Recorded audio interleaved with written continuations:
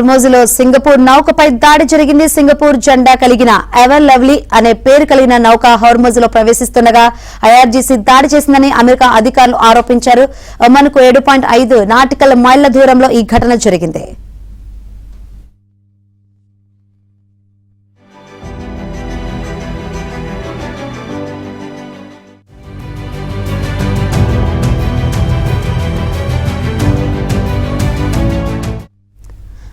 నౌక కుడివైపు భాగం దెబ్బతినగా సిబ్బంది క్షేమంగా బయటపడ్డారు. గత వారం అమెరికా, ఇరాన్ మధ్య శాంతి ఒప్పందం కుదిరింది. ఒప్పందంలో హోర్ముజ్లో నౌకల రవాణాకు ఇబ్బంది లేకుండా చేస్తామని ఇరు దేశాలు అంగీకరించాయి.